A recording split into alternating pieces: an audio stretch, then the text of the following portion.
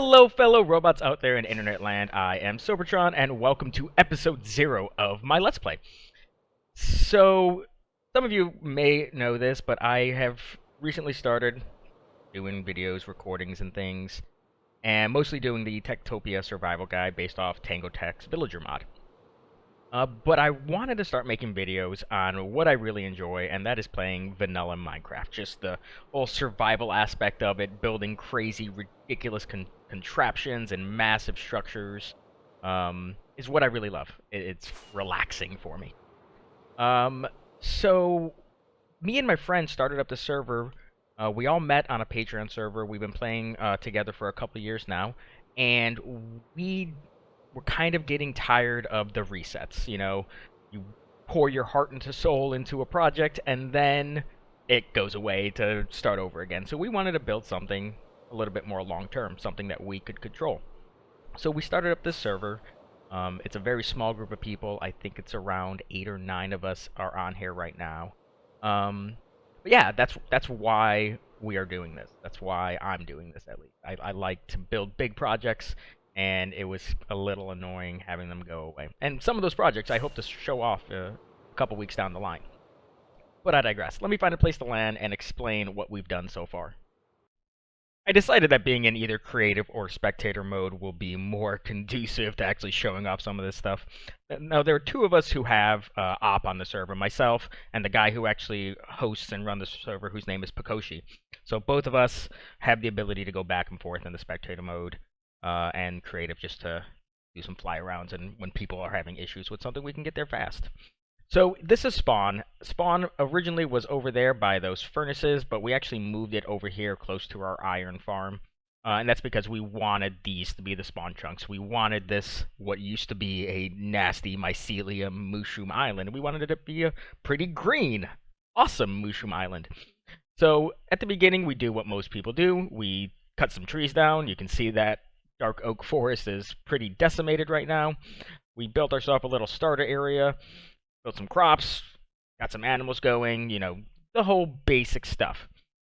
Once that was done is actually when I started converting this island. I got myself a couple Silk Touch shovels, and I just went to work. This took me probably 10 or so hours, about 3 days after work, just playing constantly, removing blocks, placing blocks. It was not fun, but it was necessary.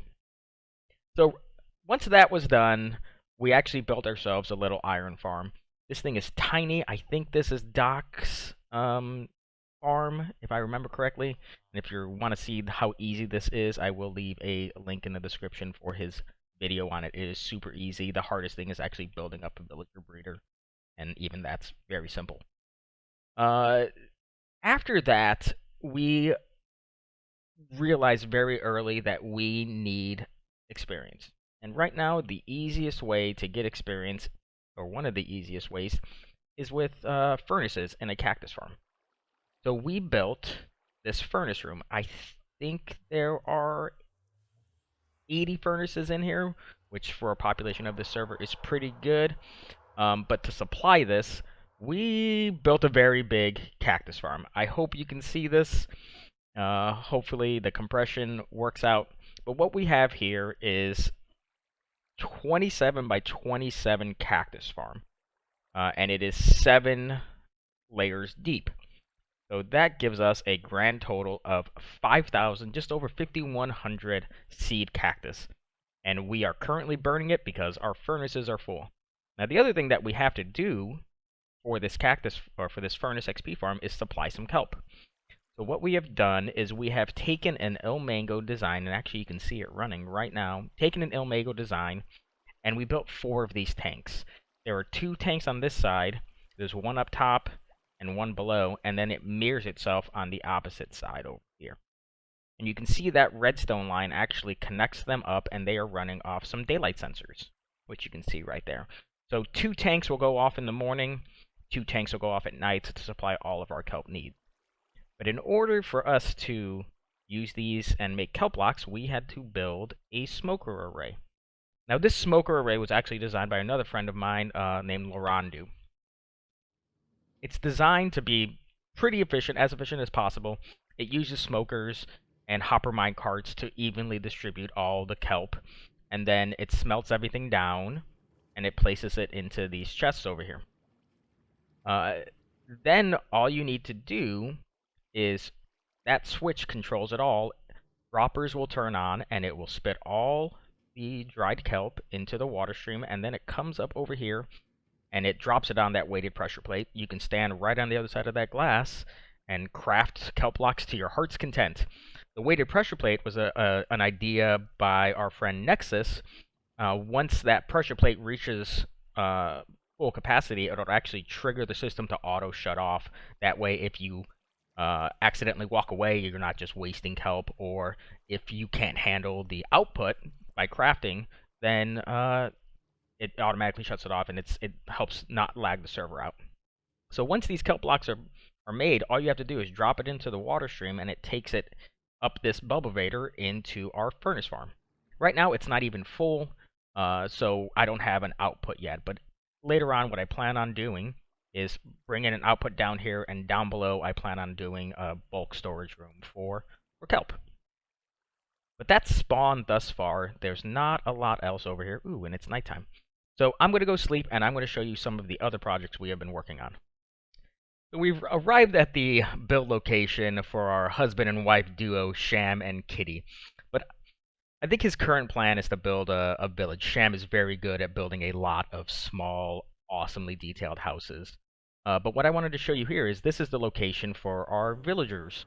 So there's a villager breeder underneath those docks over there, and this is how we get access to all of our amazing books. I can't remember whose design this is based off of, because I actually had no part in this build whatsoever, but this is where I come when I need some enchanting books. If I remember, I'll probably go ask Sham, and I'll leave a link in the description for this video as well. But while we're over here, I wanted to show you the next big thing I built, and I want to say I built this while I was transforming the Mushroom Island, just because I got a little burnt out on placing blocks. And that is just a Flushing Mob Farm. This is also an Ilmango design. I'm sure everybody out there in the Minecraft community uses his designs. Very simple farm to build. Flushing platforms that kill mobs down on the magma blocks below. And then we have a very rudimentary collection system. As you can see, it fills up very quickly. So if somebody's ever AFKing here and somebody else is online, we tend to come over and help out and clear it out every now and then. Next, I'm going to take you over to our host's Pakoshi's location to show you what he's been up to. So we've arrived at Pakoshi's place, and it's been a while since I've been here, and I actually didn't know what that thing in the background was until I took a closer look. So Pakoshi has claimed this desert as his own, claiming that desert temple. He has built a tree farm right here, and that in the background is a bamboo-powered furnace array. But the biggest thing that I love Pakoshi for is he built us a nice 3-chunk slime farm. And this was super important on the latest project I have going on, because I needed tons and tons of slime blocks. So Pakoshi, if you are watching this, thank you oh so very much for building this. That's all there is to see here for right now. He hasn't done much more than some automated things. No decorative builds yet, but I know he has some in the future. So now we have to stop in the Nether, because I got 2 things to show there. So I've arrived at the first location in the Nether I wanted to show you, and that is this Donut Pigment XP farm that I built. This, I believe, was Impulse SV's design. Like before, I'll leave a link if you guys are interested in building this thing. This thing is actually very simple to build.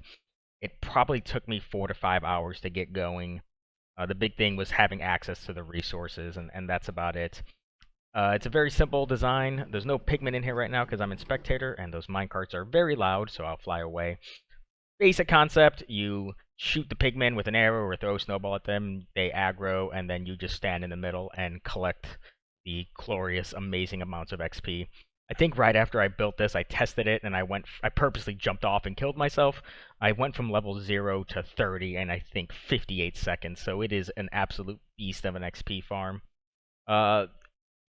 We already have the Furnace XP farm, but it's not filled yet, and this we built because we dig very big holes using a lot of picks, and this is a much quicker and less resource intensive way of uh, repairing those. The furnace XP farm that we have, I see it more as a, oh look, my picks needs mending. Okay, let me repair that one pick. Whereas this is like, I have a shulker of picks I need repaired. Let me do that in about 10 minutes.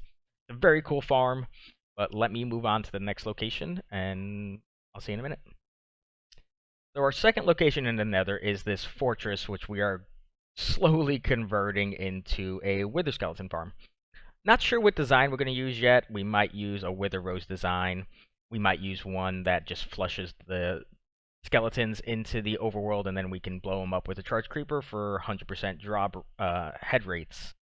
Cash has been doing a lot of work over here, though. She has cleared out a lot of this. Eventually, this will be a full perimeter in the Nether. We are crazy. I don't know why we do this to ourselves, but it's fun. So we're going to keep on doing it. That's all there is to see here. Now let me move on to my final clip and my most recent project I'm working on. And we have arrived at our most recent project. So what we've done is we have a perimeter in the ocean. This is 256 by 256 across. So it's a pretty massive project. And what we had before here was there was a ocean monument out here that we have removed. There's some obsidian pillars that I've placed that mark the bounding box of where that ocean monument used to be. So we are pretty well experts at clearing out perimeters in the ocean in survival Minecraft. What we tend to do is we tend to dig down before we even clear the water to one common Y level. Right now this is, I believe, Y29. So we make the whole area flat so we can run some flying machines and we don't have to deal with them stopping or running into things. So it makes things a lot quicker when you do stuff like that. But what we're doing is we are saving all of this stone. The project I have later on calls for a lot of it, so we have this massive sorting system set up. All of these slices over here on the right are stone. They are quickly filling up. But the plan is more than just a guardian farm. What I intend to do here is to place a few farms within this perimeter. We're building it, so we might as well take full advantage of it. So right now we only have that one mob farm. That's how I'm getting all my gunpowder for my rockets. What I plan on doing is building some creeper-only farms on the outsides of this. We might build some drowned farms as well, and we might convert some of these slime chunks that I've blocked off because slime were a real menace in digging this into a slime farm. And what my plan is to have them all toggleable, turn them all on and off independently of each other. That way, if we wanted slime, like those guys down there, we can have slime. If we wanted creepers, just shut everything else off and we get creepers.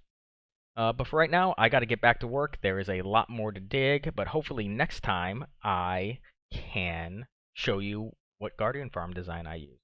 I think I'm going to use one designed by our friend Lore again. I got to see if he's okay with that. But until next time, ladies and gentlemen, you guys have a good one.